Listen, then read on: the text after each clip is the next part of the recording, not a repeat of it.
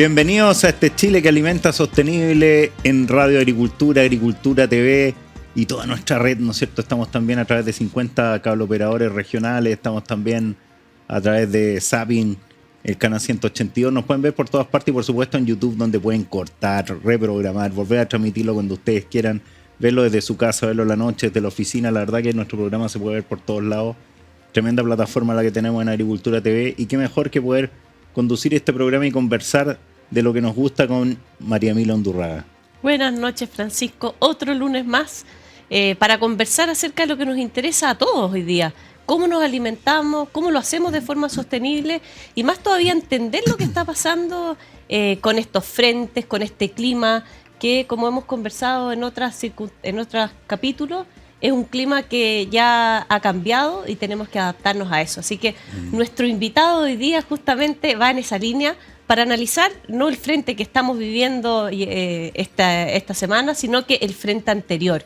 Ver el impacto de ese frente, cómo lo vivieron las distintas regiones, qué significa eso, qué implica para la disponibilidad de agua que tenemos. Así que vamos a presentar a nuestro invitado, un gran amigo, un gran conocido, a Federico Errázuriz, director del Centro de Agua de la Universidad San Sebastián. Muy bienvenido, Federico. Un gusto estar contigo para conversar acerca de el agua en todos sus aspectos. Muchas gracias.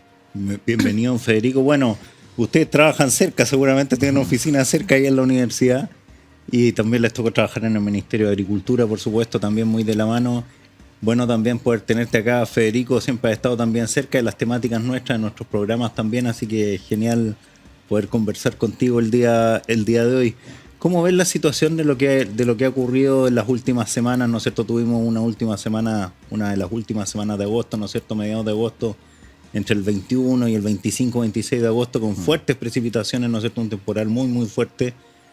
Ha seguido precipitando, pero la verdad que ese temporal fue fortísimo y dejó una serie de situaciones complejas, anómalas, ¿no es cierto?, inundaciones, y por otro lado una situación de embalses que a la larga puede ser más positiva también. ¿En qué situación están los embalses hoy día?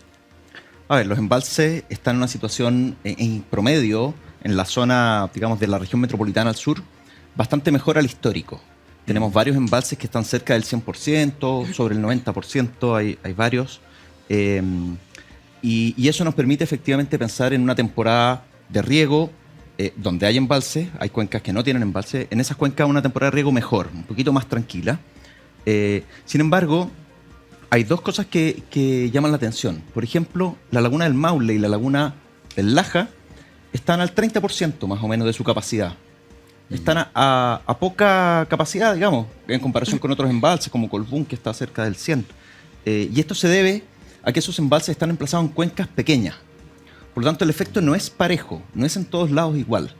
Cada cuenca tiene su realidad, cada cuenca tiene su orografía y, por lo tanto, su acumulación ha variado. También es destacable y es preocupante la situación desde Valparaíso hacia el norte. Los embalses de la región de Coquimbo, que es una red extensa de embalses, están bastante bajos. Los embalses de Atacama, Santa Juana está con más agua porque la han administrado muy bien, pero hacia el norte no hemos tenido nada de acumulación prácticamente, y tampoco tenemos mucha nieve en ninguna parte. En toda la extensión hay muy poca nieve.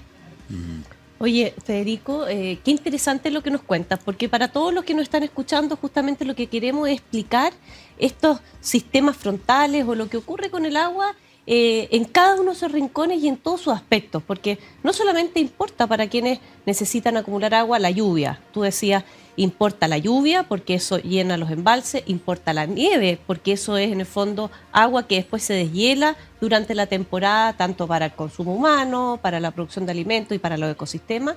Y también importa también el sistema que tienen cada una de las cuencas para distribuir el agua, cómo la usan.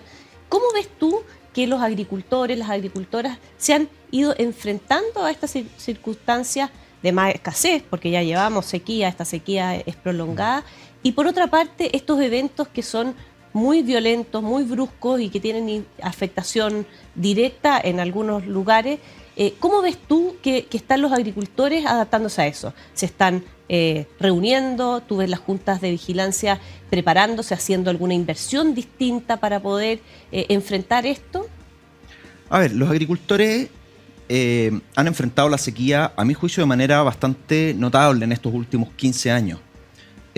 Porque si vemos cómo han bajado la cantidad de precipitación, lo lejos que estamos todos los años del año normal, el efecto en la producción agrícola y la producción de alimentos podría haber sido mucho más dramático. Pero desde hace un buen tiempo los agricultores están tecnificando, están tratando de optimizar su uso del agua. Y esto que hay, y también están tomando decisiones difíciles, como por ejemplo, yo siempre digo esto, en Petorca se habló mucho de la crisis del agua potable rural, que es una crisis real y eso ocurrió. Pero no se habla de la crisis que vivió también la industria frutícola, que bajó en esa provincia de 15.000 hectáreas plantadas a menos de 5.000. Claro. Y todos esos son potreros que se abandonaron, que se cortaron los árboles y toda la inversión que hubo, bueno, se dejó de cuidar. Pero eso finalmente es una decisión como de subsistencia. Me concentro quizás en otros cuarteles que tengo más seguridad, que ya tengo probados, que ya están en una edad de árboles más productivos y abandono los otros. Entonces yo diría que el sector agrícola sí se ha preocupado y ha enfrentado bien la sequía. Con obras, con ayuda estatal, la DOH, la CNR, INDAP han sido bastante colaboradores, pero estos eventos de lluvias extremas son imposibles de abordar por un privado. O sea, cuando vemos, por ejemplo, hoy día en la mañana hablaba con alguien de la Junta del Laja, me decía que en el evento anterior no tuvieron mayores problemas. Llovió algo que ellos esperaban. Y pocos kilómetros más al norte vemos en el Maule que el río Maule llegó a tener un caudal peak de 27.000 metros cúbicos por segundo. El peak anterior registrado era 17.000 metros cúbicos por segundo, es decir, casi un 40% más. Eso es imposible de abordar con iniciativas locales y privadas, digamos. Yo creo que esto tiene que ser un esfuerzo de mirar la cuenca completa y con obras que no son abordables por un privado. El Estado tiene que estar aquí presente. Uh-huh. En Chile, Federico, hay 101 cuencas, entiendo, y por lo tanto uno no necesariamente tendría que pensar que tiene que haber un gran embalse en cada una de las 101 cuencas, pero sí en varias de ellas tienen que haber obras importantes de acumulación y además combinadas posiblemente con otro tipo de obras. Por ejemplo, tú comentabas la zona norte, y en la zona norte de Antofagasta hoy en día está surtida su agua potable en gran medida con agua desalada. Lo mismo está sucediendo con Copiapó, con Chañaral, con Caldera. No todavía en Coquimbo, pero hay un pedido de la gente también.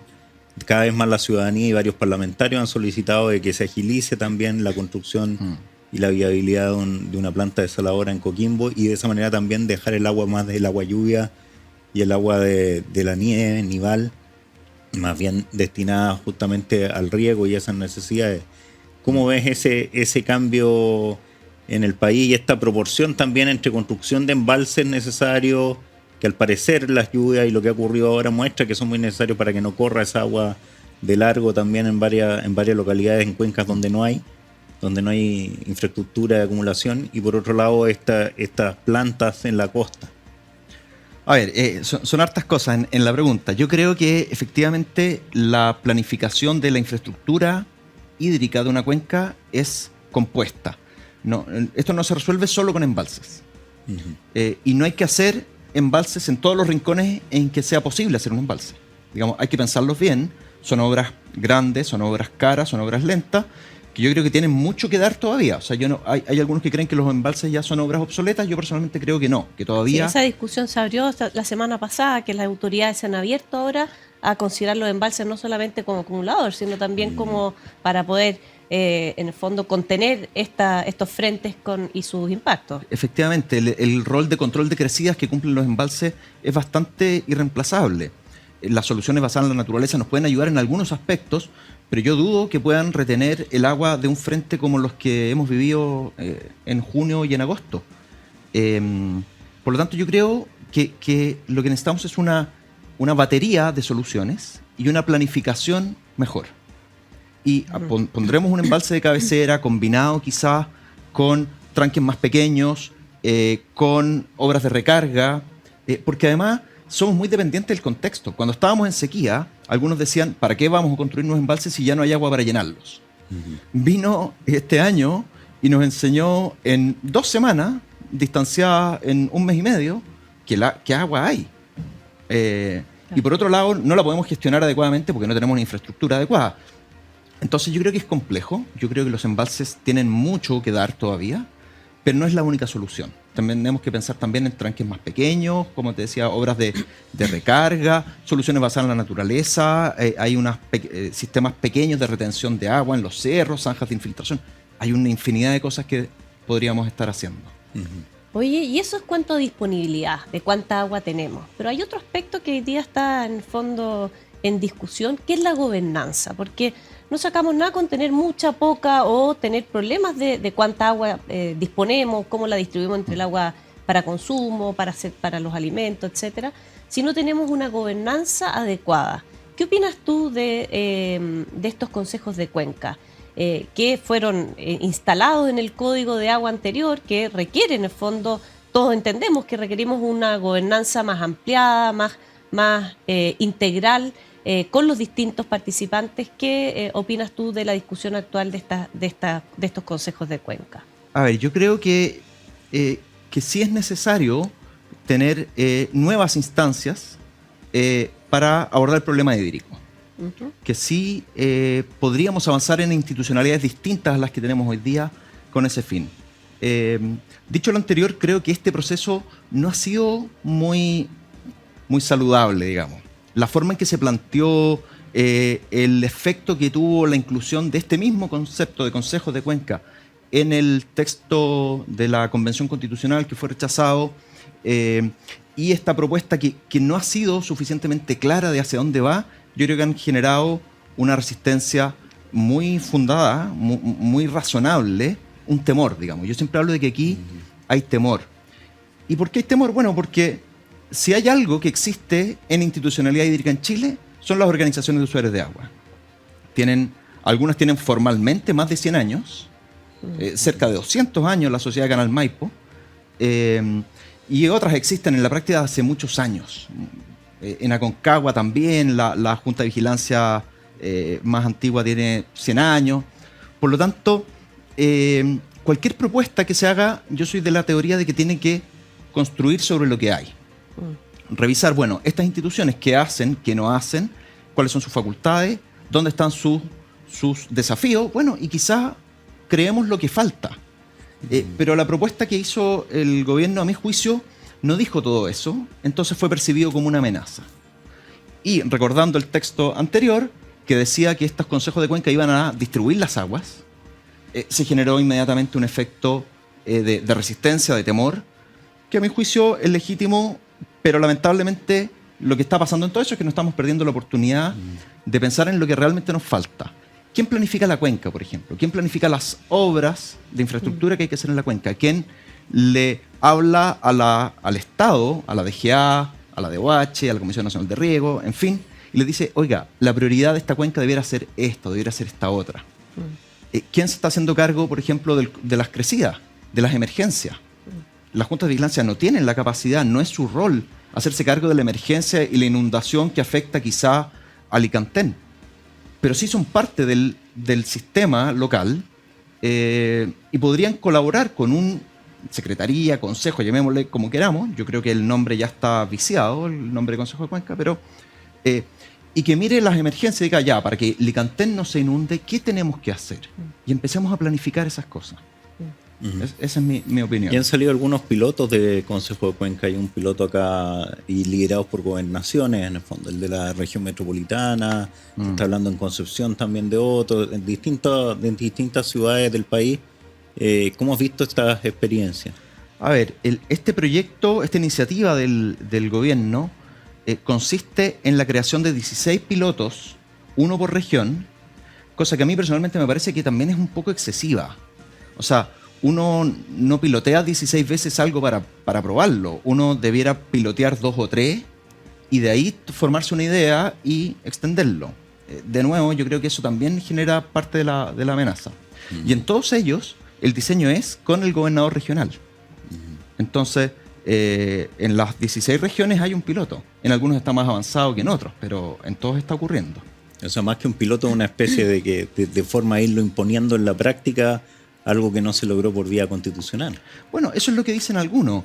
Y además, cuando tú piensas que la región metropolitana tiene la cuenca del Maipo, que además tiene una patita en la quinta región y una patita en la sexta región.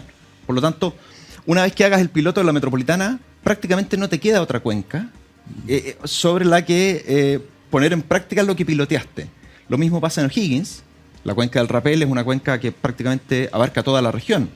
En el Maule, la cuenca del Maule, que es la cuenca piloto, la cuenca del Rapel es la cuenca piloto también, debe abarcar un 70% de la región. La cuenca que te queda es la cuenca del Mataquito. Entonces, ahí también creo que ha habido un poco de exceso de entusiasmo y no entender que también hay instituciones, hay vida en las cuencas y que quieren opinar de forma más reconociendo su pasado, digamos, su aporte, lo que han hecho, lo que han construido.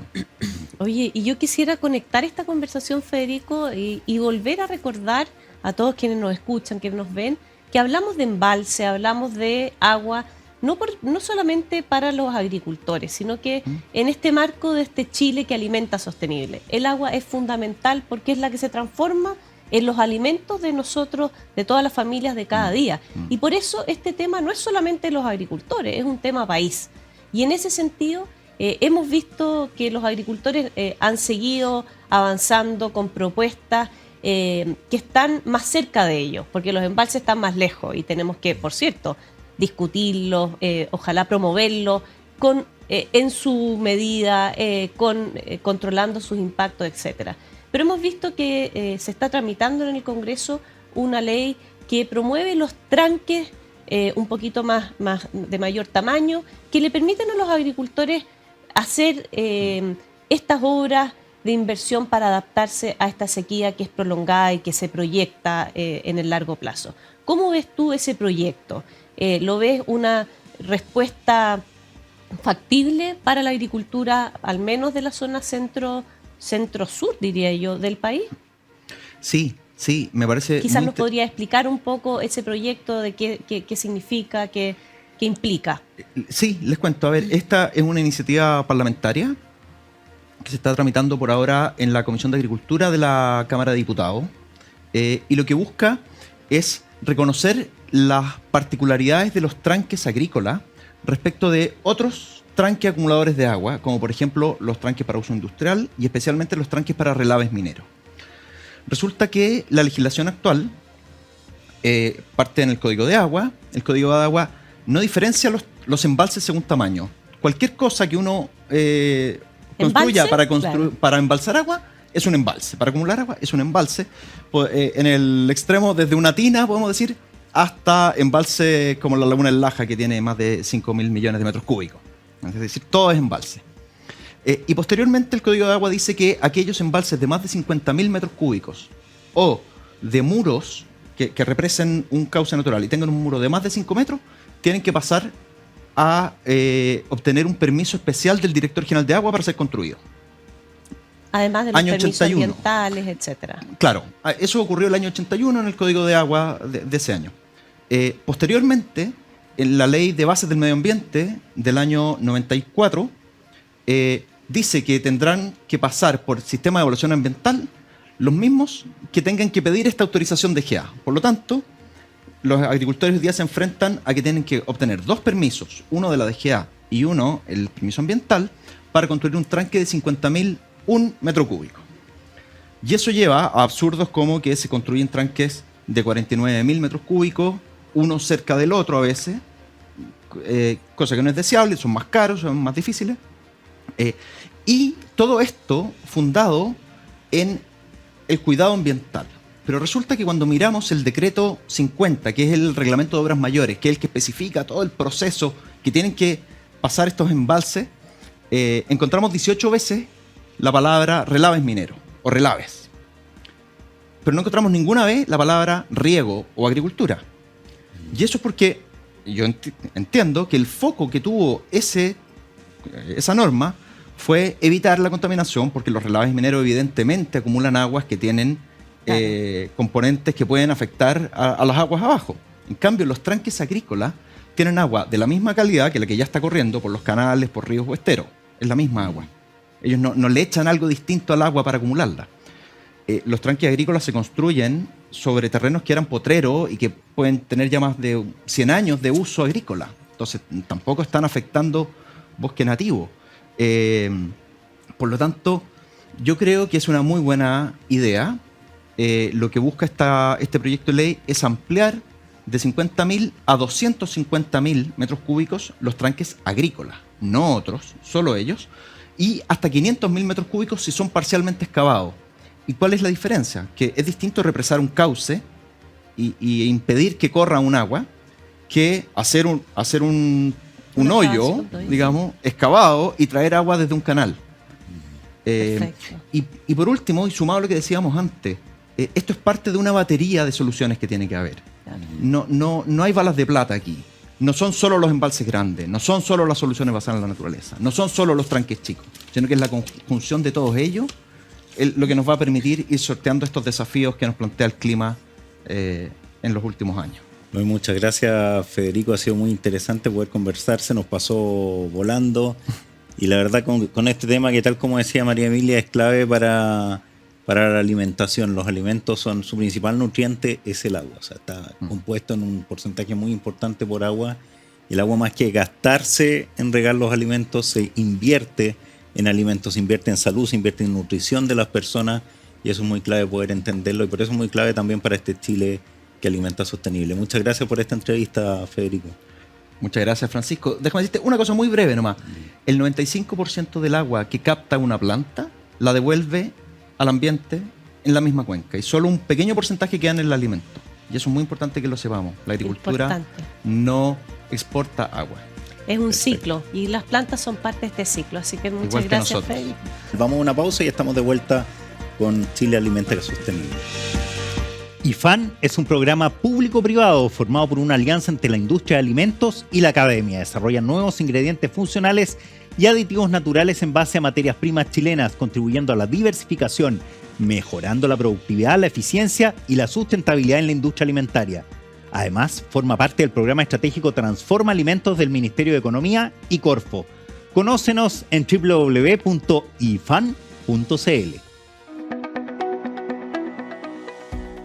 El foco principal de IFAN está relacionado con ser una fuerte alianza ciencia-empresa de una mirada en conjunto, con una visión a largo plazo, focalizada en el desarrollo de ingredientes funcionales y aditivos naturales para entregar a la industria alimentaria nacional y también a los mercados globales. De aquí a los próximos 8 años, nosotros queremos entregar más de 18 productos comerciales. Queremos haber establecido más de 40 vínculos entre ciencia y empresa. Queremos contar con más de 12 ejemplos de propiedad intelectual, sean estas patentes o secretos industriales, para dar más seguridad a la innovación efectuada.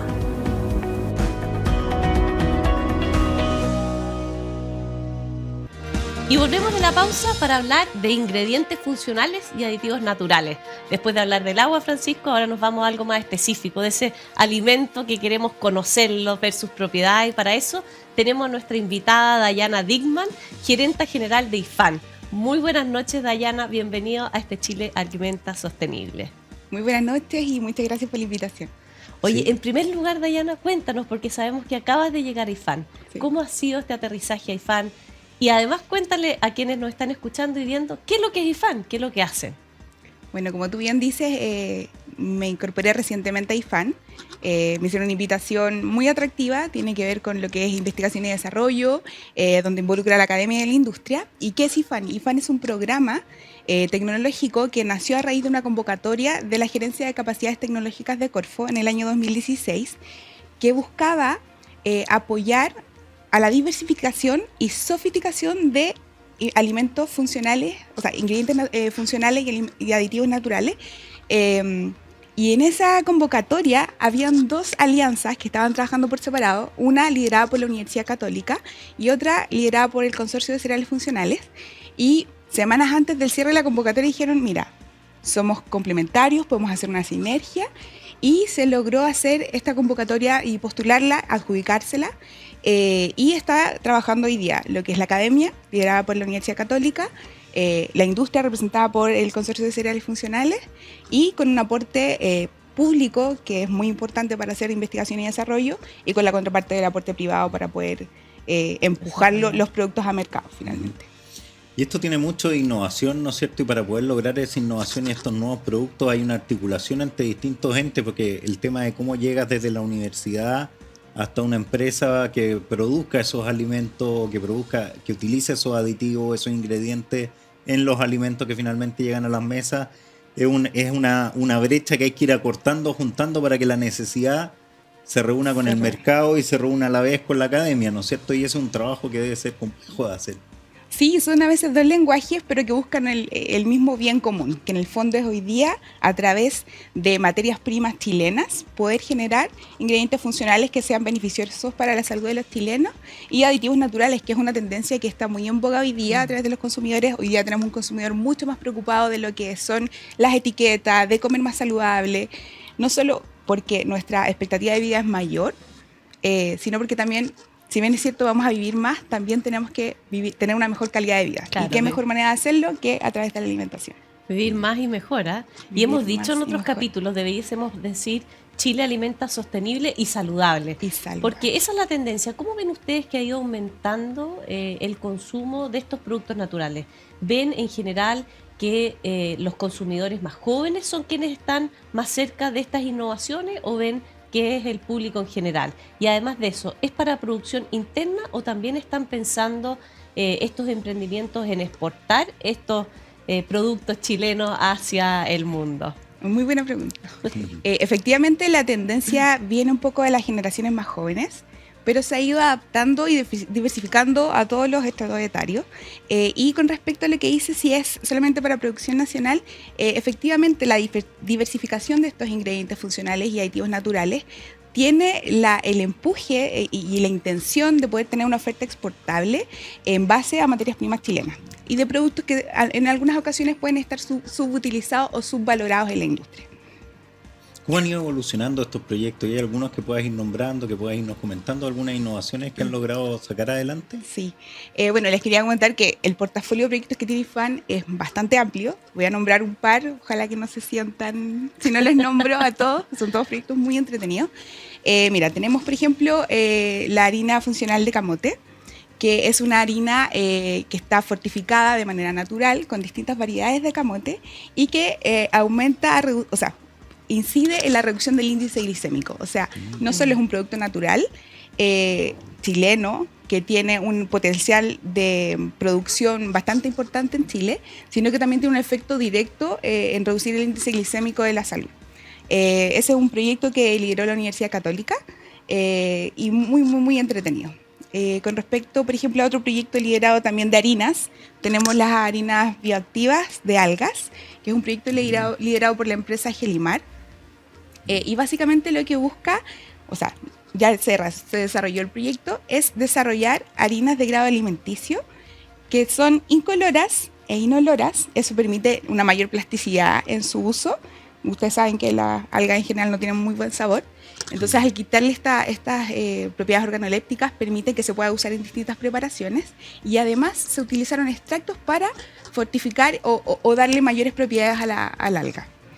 También les puedo hablar de un saborizante o un potenciador de sabor en base a camarones, que es de la empresa Crustanic. Así como existe el extracto de ostras, nosotros estamos haciendo extracto de camarones para potenciar el sabor en preparaciones por varios chefs. Oye, Dayana, y con respecto a la cadena, ¿qué vinculación tienen los agricultores? ¿Cómo ves tú agricultores, agricultoras entusiasmados con esto, de darle mayor valor, de poder explorar en estas innovaciones, o lo ves más en la parte más industrial? ¿Está la agricultura, parte de la agricultura en eso? ¿Cómo está la agricultura familiar? ¿Tú ves ahí algún movimiento que nos permita ir reconociendo a esos emprendedores en las primeras etapas para llegar a estos productos que nos enorgullecen a todos como chilenos? Mira, desde la visión actual y la experiencia que tenemos actualmente ha sido un poco desde la demanda que se ha ido tirando de la cadena para llegar a lo que es la producción nacional en base a agricultura, pero también nuestra intención es potenciar los que hoy día pueden ser productores, ofrecerles la alternativa de algún tipo de desarrollo para que generen un producto de valor agregado. Claro.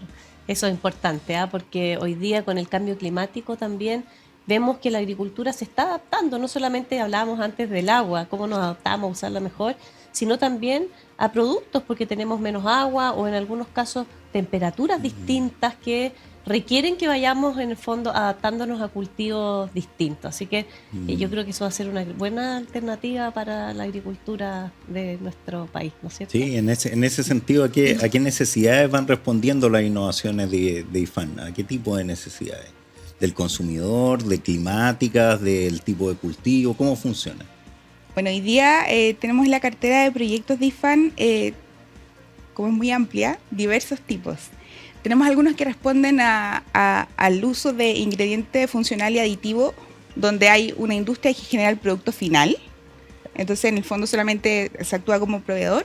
Y hay otros que entraron recientemente a la cartera de proyectos de IFAN que efectivamente generan el producto final, donde ya es más importante, por ejemplo, el tema del packaging, de cómo luce, del marketing. Entonces, tenemos un poco de... es muy amplia la cartera de proyectos, entonces es muy entretenido, es muy interesante también de desarrollar. Así que... Y muy dinámico. Y muy dinámico. ¿Y qué nuevos actores ven ustedes que pueden ir incorporándose? ¿A dónde están mirando? ¿Es la industria de alimentos más en general o ustedes ven que las líneas de desarrollo van más en buscar mercados afuera? Mira, la convocatoria que hoy día estamos trabajando bajo el programa de la Corfo, buscaba inicialmente el desarrollo en 3 líneas de productos que eran cereales, algas y lácteos. Cuando se postuló este proyecto, este programa, usaba estas 3 materias primas. Pero a lo largo de los años, y como ha ido mutando el mercado, las necesidades o la oferta, hemos ido adaptando e incorporando diferentes actores. En el caso, por ejemplo, del saborizante o potenciador el sabor de camarones. Y ahora, por ejemplo, entraron 4 nuevos participantes al programa IFAN, que no tienen nada que ver con las primeras materias primas. Tenemos a Luyef Biotechnologies, que en el fondo está haciendo un potenciador de carne, de sabor a carne, en base a biotecnología. Tenemos nuevos productos basados en miel, productos basados en derivados de la agricultura, de subproductos de la agricultura, productos con probióticos para hacer pizza. Ha sido súper entretenido, ha ido mutando y bueno, esa es la idea, que podamos ser una especie de, no sé si asociación, pero de vinculación con todos los productos que estén orientados a mejorar la calidad de la salud de las personas. ¿Cómo lo hacen las empresas, instituciones que quieran vincularse, que quieran unirse a IFAN? Mira, hoy día estamos bajo el programa, como te decía, de la Corfo, pero IFAN tiene una proyección. Estamos pensando que podemos reunir a todos estos actores, representarlos de alguna manera significativa y estamos juntándonos a través de mesas de trabajo para poder unificar este lenguaje y generar una propuesta de valor que pueda continuar después del programa de financiamiento de la Corfo. Entonces yo los invito a todos a visitar la página de IFAN, que es www.ifan.cl, hay un formulario de contacto y podemos ir sumándolos a las mesas de conversatorio o a las mesas de trabajo que estamos generando. Oye, Dayana, ¿y cómo sigue la colaboración o la cooperación entre los distintos actores de esto? Porque hay proyectos que ya se iniciaron hace tiempo. ¿Cómo ves tú que esa red que comentabas ha seguido viva? Porque muchas veces decimos aquí, los agricultores, la industria es muy individualista y cuando estamos enfrentando desafíos tan grandes como el cambio climático, cambios demográficos, lo mismo cambios de formas de alimentación, requerimos esta red para poder colaborar, para poder aprender unos de otros. ¿Tú ves que los proyectos han seguido de la mano independiente de ese empuje inicial y se ha transformado en una industria o en un conjunto de actores que siguen de la mano enfrentando otros desafíos, o una vez que termina el proyecto ya cada uno sigue por separado? ¿Ustedes también participan como este catalizador de energía? Sí, sin duda. La verdad es que la sinergia ha continuado incluso cuando los proyectos se han finalizado, Por ejemplo, algunos proyectos de la academia tienen que ver no con productos que todavía han salido al mercado, sino que se ha avanzado en la investigación, en los niveles de TRL o desarrollo de investigación. Entonces, han ido incorporando nuevos actores, han ido hecho estudios de mercado para ver a quién se le puede ofrecer esta oferta. Con respecto a productos que han salido de la industria, han tenido tan buenos resultados que se han ido derivando diversos portafolios de subproductos con el conocimiento que ha adquirido el capital humano y, por supuesto, con el equipamiento necesario que ha adquirido tanto la industria como la academia, porque tenemos que pensar que el equipamiento es uno de los limitantes más importantes a la hora de hacer investigación y desarrollo. Entonces, el capital humano calificado que se ha generado más el equipamiento, sin duda ha permitido y permitirá que continúen los desarrollos una vez que el programa se acabe. Pero la verdad es que sí se han seguido dando las sinergias, han colaborado actores que inicialmente no colaboraban, así que la intención está, la colaboración está y la intención de seguir vinculándonos de todas maneras. Motivada con este desafío de innovar y a la vez vincular, ¿no es cierto?, a través de IFAN. Sí. Es súper atractivo trabajar con programas públicos donde se junta la academia, la industria, los consumidores y poder unificar un lenguaje y poder hacer un aporte y una propuesta de valor que sea interesante para todos y que efectivamente después lo puedas tener en tu mesa. Yo creo que eso es súper enriquecedor.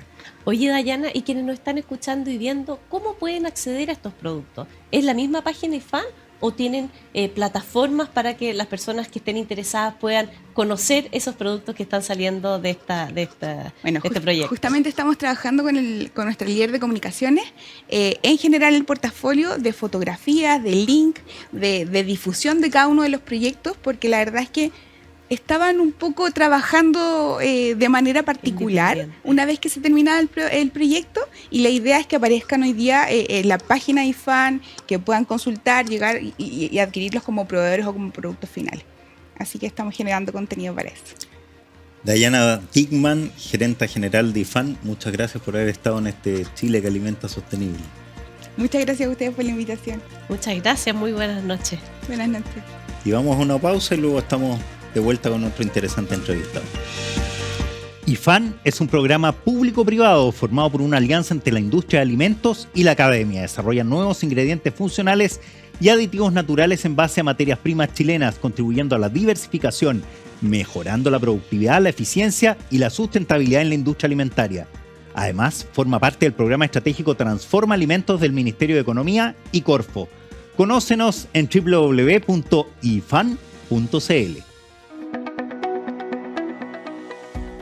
El foco principal de IFAN está relacionado con ser una fuerte alianza ciencia-empresa, de una mirada en conjunto, con una visión a largo plazo, focalizada en el desarrollo de ingredientes funcionales y aditivos naturales para entregar a la industria alimentaria nacional y también a los mercados globales.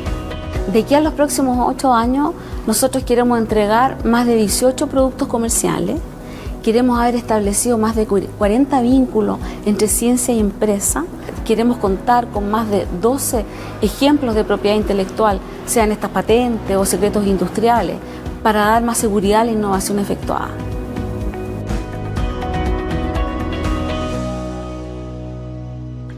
Y estamos de vuelta en este Chile que alimenta sostenible, y qué mejor que poder conversar también en estas semanas que han estado harto movidas con noticias bien contingentes producto de las precipitaciones, inundaciones, el tema de la papa, ¿no es cierto?, que ha estado contingente, y poder comentarlo con Arturo Guerrero, vocero de la Vega de Santiago, tan conocido por todos ustedes. Gracias por invitarme. Es bueno tocar temas que de repente, muy livianamente, a veces por las redes sociales empezamos a analizarlo y no vamos al fondo del asunto, que la agricultura hoy día, más que todo, está en crisis por la mano de obra, por el agricultor. Hoy día no hay agricultores. Y yo creo que antes de levantar cualquier polémica, debemos de preocuparlo. ¿Cuándo vamos a seguir creando, dando las condiciones para que sigan habiendo agricultores?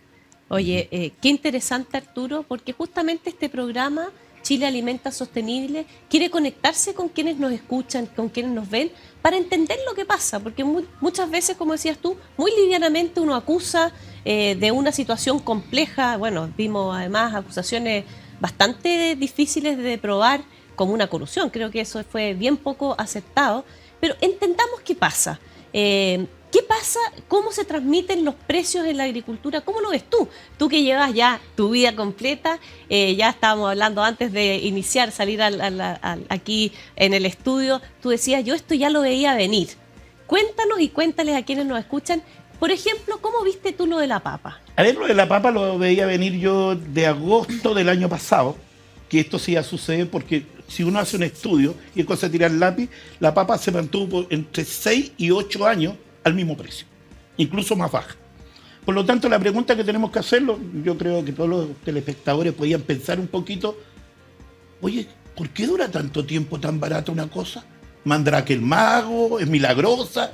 No, pues, es agricultura. El problema es que en agosto, yo visitando el sur, agricultores que siembran mucha papa, Osorno, Valdivia, me dijeron a este precio ya no los da el cuero.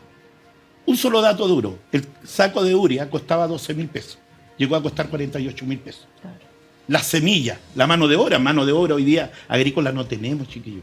La más especializada es la boliviana y hasta el día de hoy nos simplificamos, y tú lo entiendes mejor que yo, en base de traer esa mano especializada, entonces va encareciendo los costos y hoy día un kilo de papa decimos vale 1.800.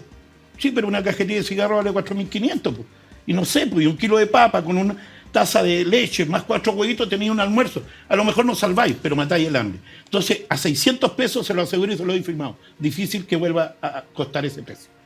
Sí, y en el fondo entender, yo estuve viendo las cifras, acuérdate que yo tuve mi pasado por ODEPA antes del ministerio. Estudiando los precios, justamente. Y en el fondo los ODEPA tienen todo un sistema de información donde, como dice Arturo, antes se sembraban cerca de 60.000 hectáreas, 59.000, 57.000, y el año pasado tuvimos 27.000, 29.000. O sea, ese es un tema que por oferta y demanda explica aumentos de precios. Y las condiciones climáticas tampoco ayudan. ¿Sí? En el fondo uno ve como que fuera al frente, pero veamos lo que ha sido la sequía prolongada, que también ha tenido menor disponibilidad o menor rendimiento. Tenemos bajos rendimientos todavía. Mucho que entender.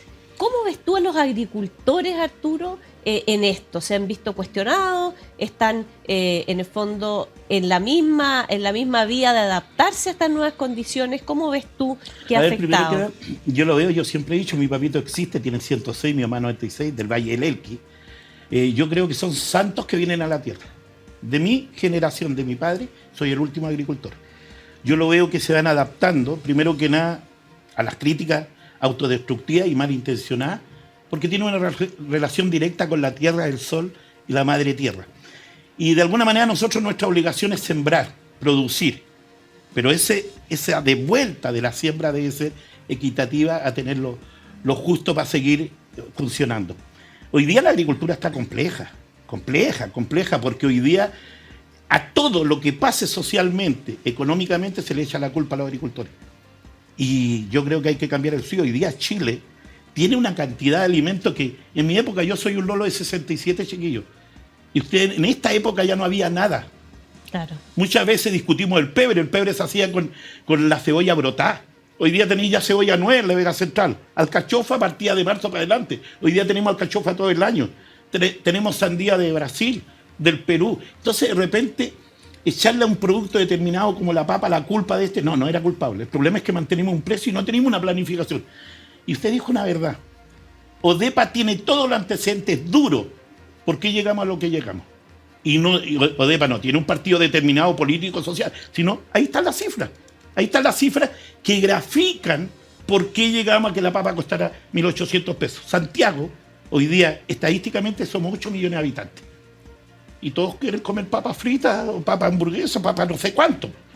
Entonces, alimentar a 8 millones de personas aquí nomás, porque salir de Santiago es otra, incluso la cultura alimenticia. Por lo tanto, creo que de repente va a ser un análisis, tenemos que ser un poquito más serios, chiquillos, para que los agricultores sigan teniendo ñeques y jugándosela para seguir sembrando.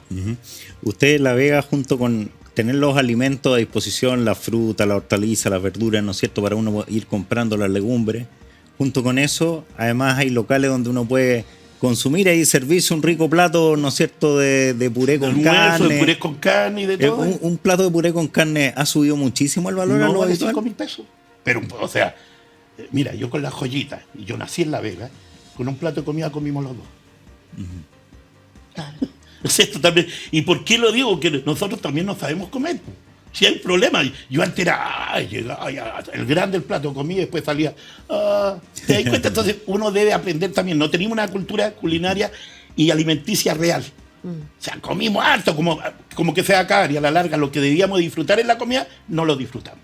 Sí, bueno, y también yo quería agradecerte, Arturo, el rol que has tomado de ser vocero, porque el explicarle a las personas que están todos los días alimentándose de esos productos del campo y conectarlos con esa realidad, porque aquí no estamos hablando solamente de agricultores, estamos hablando de toda una cadena. Sí. Ustedes son parte del mercado mayorista, minorista, están las ferias, y es todo un sistema que vive en una cadena. Y una cadena que, ¿cómo ha sido tu experiencia en esa cadena? Tú has participado de muchas mesas de seguridad alimentaria, yo recuerdo todavía y agradezco la mesa que conformamos para la pandemia, sí, cuando teníamos serios riesgos de que la población se alimentara en cada uno de los rincones del país. ¿Cómo ves tú esa coordinación en la cadena? ¿Están unidos? ¿Están trabajando por este objetivo común, que es alimentar de forma sostenible y saludable a la población? Mira, la verdad de las cosas, yo creo que uno de los grandes ejemplos de la pandemia, y yo siempre destaco una cosa, ahora que ya se van a cumplir 50 años, cuando uno tiene la voluntad de dialogar, de ponerse de acuerdo, puta que avanzamos, chiquillos. Y lo digo públicamente, yo no voté por el presidente Piñera en su tiempo, pero cuando enfrentamos lo que fue la pandemia y toda la crisis social, y los pusimos de acuerdo en las cosas normales, avanzamos. O sea, imagínense con la pandemia, todo cerrado, todo escondido, y no le faltó a nadie comida. Creamos empleo, emprendimiento, la gente comía, se repartían solidaria. O sea, si eso no fue más, o sea, los comparamos a países con una tecnología a todo dar. Y de eso no lo acordamos. O sea, yo creo que esa mesa debía continuar en el tiempo, independiente de las personas, independiente del vocero. Pero yo creo que lo más maravilloso hoy día, cuando tú tenés la guatita llena, corazón contento. Porque podéis tener el mejor celular, podéis tener el mejor auto, pero si no tenéis comida, no sé qué te va a pasar. Pero el genio se te va a echar a perder. Y tal como en ese ejemplo en que hubo que poner por delante, ¿no es cierto?, los intereses de todos, poder poner por delante también el vincularse, el dialogar, el sentarse a conversar, llegar a soluciones concretas y ponerle ñeque, ¿no es cierto? ¿Qué se requiere ahora en este momento en que hemos tenido estas inundaciones, esta problemática compleja en las últimas semanas, ¿no es cierto?, desde agosto y que no ha sido fácil, ¿no es cierto?, y que los agricultores tienen que levantarse de eso y la producción tiene que llegar de alguna manera, los alimentos a la mesa de las personas. ¿Qué podemos hacer al respecto? Algo súper simple, pues, chiquillos. Primero que nada, no presionar al agricultor de que produzca de la noche a la mañana. Segundo, ponerle todo el aparataje económico y tecnológico para que empiecen a sembrar como corresponde. Hoy día el sistema de goteo, hablamos de sequía. Perdón, empecemos a saber ocupar el agua. La sexta y séptima región regaban a riego tendido, no tenían ni canales, porque llovía, pues. Pero hoy día tenemos que cambiar el estilo, cambiaron la siembra. Sexta y séptima región, antes era maíz y trigo, hoy día no. La cuarta región era papa, hoy día no tiene papa, tiene apio, tiene alcachofa, tiene lechuga carola, tiene repollo. O sea, cambiaron los estilos, están cambiando. La autoridad, los ministerios, que tienen mucha experiencia, el Ministerio de Agricultura tiene mucha experiencia. O sea, ¿te han preguntado los teleauditores que tienen tomate en invierno, los mononitos? El Valle Azapa, el que siembra vaya a ver cómo siembra. En una cosa como pavimento. Por lo tanto, empecemos a preocupar, dignifiquemos lo que es la agricultura como algo sagrado en el sentido que lo da la alimentación. Y por ahí empecemos. No le echemos la culpa al empedrado porque va a mandar mal. Simplemente diga, ¿cuánto cuesta producir la alimentación? Fíjate que yo siembro hinojo, puerro, y con estos cambios climáticos se me cayó todo el almácigo de hinojo, porque es débil. Entonces tuve que buscar una zona para hacer el almácigo de hinojo. Si no, no voy a tener hinojo. Y salen así unos pelitos y tenés que irlo limpiando con la mano. Pero la gente, y a mí me gustaría de repente esos que hablan alto, vamos un día a sembrar, vamos a limpiar un canal, una sequía. Vamos, o sea, porque tenéis que limpiar el canal para que el agua llegue a la siembra. Claro. Si no limpiáis el canal, el agua no va a llegar a la siembra. Y la producción, si no le dais un riego, se te va a disminuir. Entonces hay una cantidad de detalles que no la ve el técnico, no la ve el que está en la universidad. No la ve la señora que ganó el sueldo y dice, no, es que esto es muy caro. No. Vayan y vivan el día a día en lo que es sembrar. Oye, justamente este programa, Arturo, busca que las personas conozcan la historia detrás, el esfuerzo y en el fondo también poner en público los desafíos. Aquí también nos escuchan muchos agricultores, agricultoras. ¿Qué consejo les darías a ellos para que puedan abrirse a la adaptación? Si no nos adaptamos, hay muchos cultivos que, por mucho que yo intente ya no nos van a resultar. ¿Dónde buscan información? ¿Qué roles tienen las universidades, los distintos centros regionales? Porque además la adaptación es muy distinta en Coquimbo que en Osorno. En Osorno vamos a tener que empezar a tecnificar el riego, aunque nunca hubiéramos pensado. ¿Qué recomendación le darías tú a los agricultores? A ver, a las una agricultoras? recomendación súper sencilla. Que el aparataje del Estado, que dirige la orquesta, y a la vez los agricultores se organizaron. Claro. Esos dos elementos van a traer toda la noticia, todos los elementos que vaya a ir armando, ciudad por ciudad, o comuna por comuna, o región por región. Y en base a eso vamos a hacer políticas agrarias que vayan fortaleciendo lo que es la agricultura. Si no, el agricultor es mentira, que quiere ganar tanta plata, mentira. Hay un año bueno, un año malo.